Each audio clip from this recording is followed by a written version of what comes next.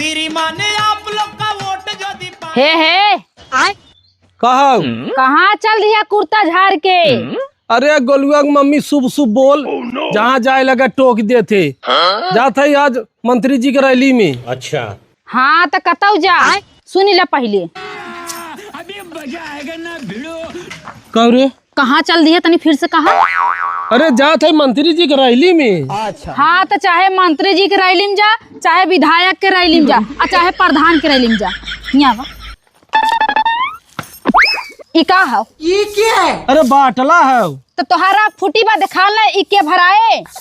अरे गोलुआ की मम्मी बाटला इसमें मिलत ना है ठीक बा है 2-3 दिन लाइन लगाओगे तब जाके बाटला मिलता। बात तो सही है। तब कवन नेता भैला लुक लुक लुक लुक मंत्री के आगे पीछे खाली दौड़े पे तो कुकुरन की नहीं एक तोहर बाटला नहीं मिलत बाटे जा लइकवा।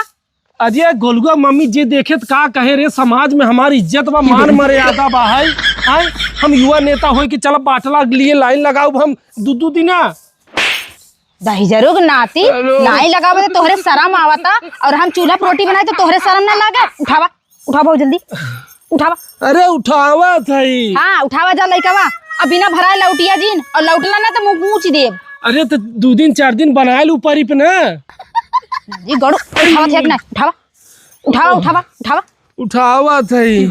अरे यार बाहरे इतनी इज्जत बा है तू हमार रजका इज्जत कर तू ना हाँ ठीक बा जा थई जा थई जाने हम चंडी का रूप लाई लिए भाई। अरे ठीक बा एक तो गैस मिला तो ना ऊपर से बाटला लेके चली 3 दिन लाइन लगाई। अरे रहे तो कुर्ता सुरता पहने है जा जो कह जैसे हाई जा कटाऊ युवा नेता बना बाटे 150 शर्ट पहने टाइट के चल दही रो लुक लुक लुक कुकुरन के नहीं एक मड़हा छवाई ना पावत 15 साल से ही मड़ा हम बाटी पूरा दिन कायदे जा भरा के लिए आवा। हाँ जात है।